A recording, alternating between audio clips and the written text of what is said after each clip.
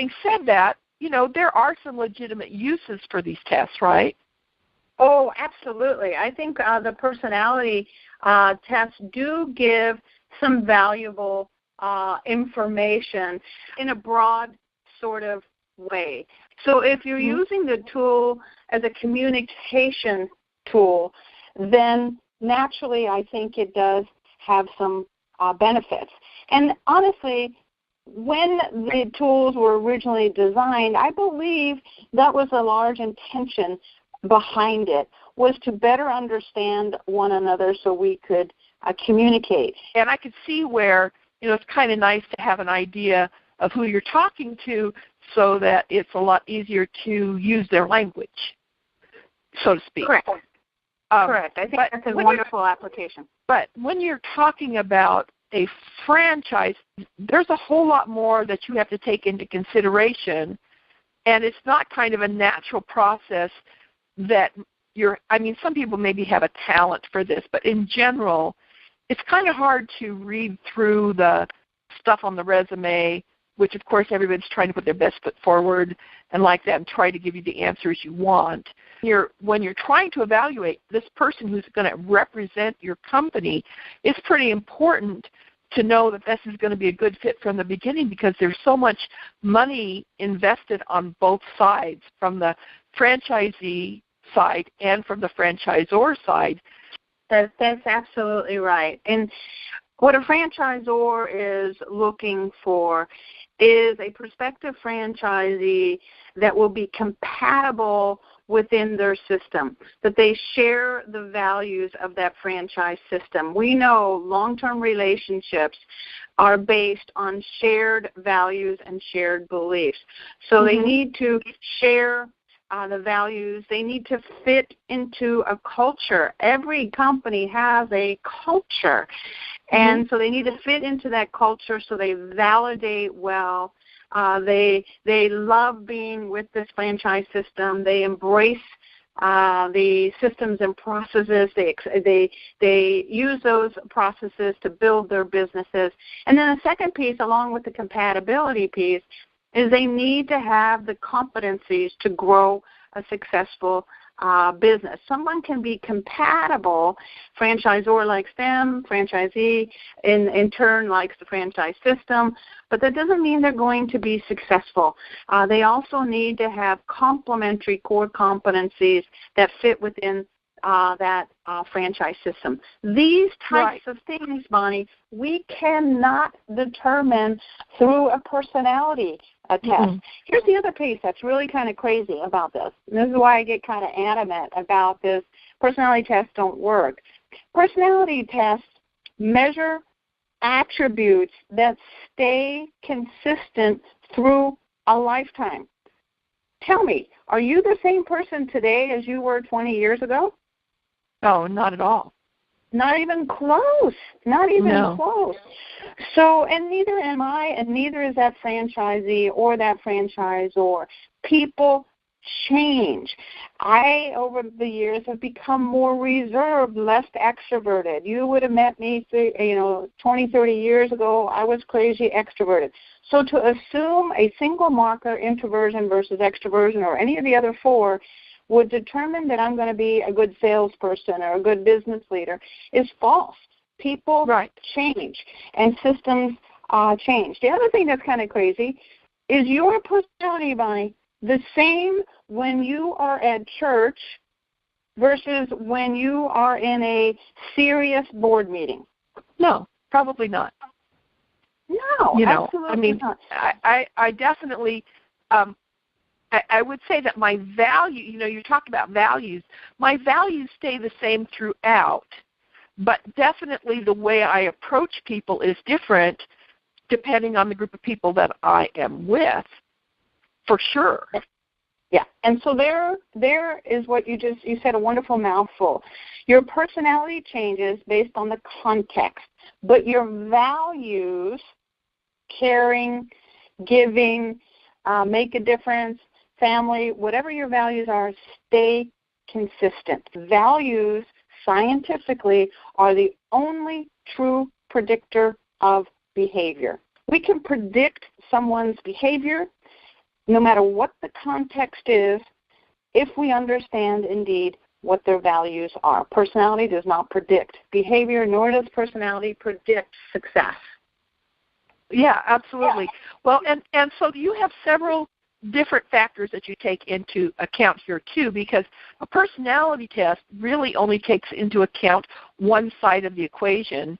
Even if we, let's say that we added in the values and whatnot, yours even takes into account more than that, because it not only takes into account the person who's applying, that franchisee that wants this franchise, but it also takes into account how that interacts with the values and needed competencies for that specific franchise.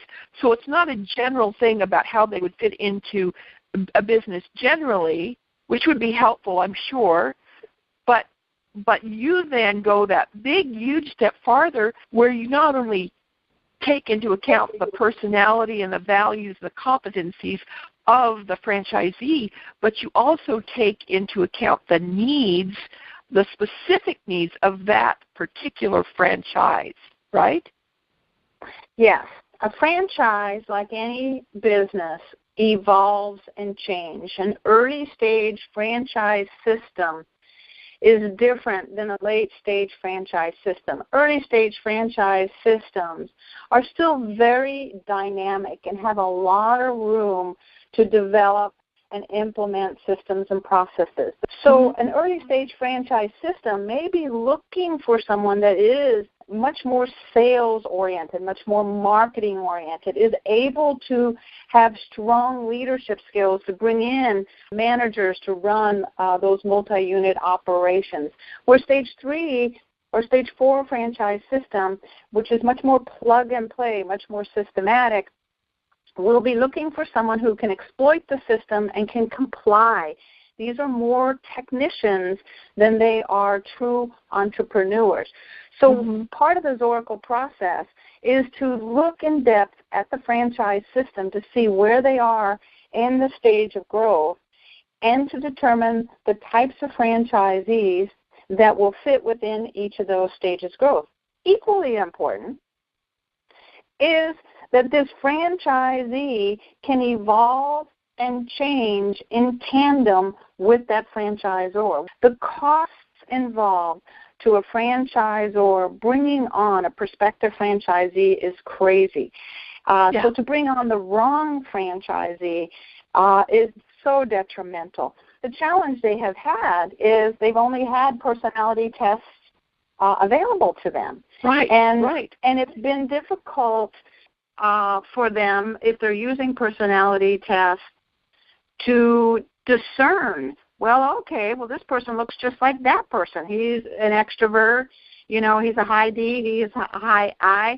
We think he'll do well, and they haven't been able to correlate those personality factors equal performance. Those personality factors equal compatibility. So they're frustrated. They're frustrated, as of course are we, that they have these tools, but they're not giving them any insight into, is this person going to be able to do what's necessary, and are they going to be with us long term? They need more information than just these 5 basic attributes. When you look at the research, Walter Mischel in his book, Personality Assessment, flat out says there is no correlation between personality and performance or success. There's not. That's all they've had available to them. So our franchisors are frustrated, and obviously Zoracle wants to step into that spot and say, don't use personality tests. Use some real science to determine if this is the right franchisee. Can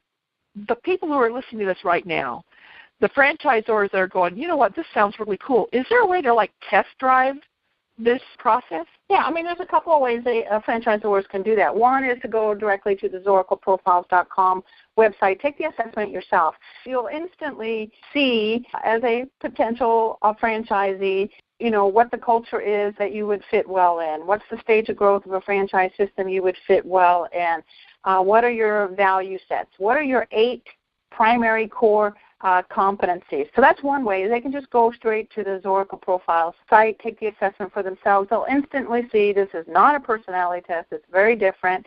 Or, just give us a call, and we'll set up a demo, a trial account for our franchisors that are interested in using it on their current prospective franchisees. Awesome. If you look below this podcast, you will see there's a number and a link to both of those things.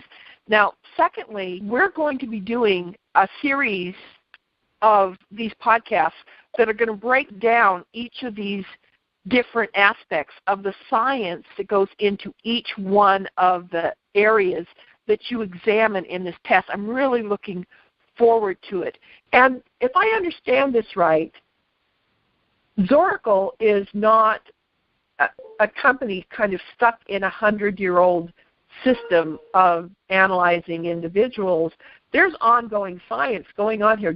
Aren't you in the process of putting out a huge white paper here sometime soon? That's a really good question, Bonnie.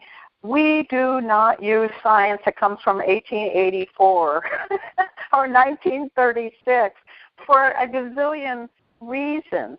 The least of which we just spoke about. Language changes. Personality is context specific, so we're always using the latest research.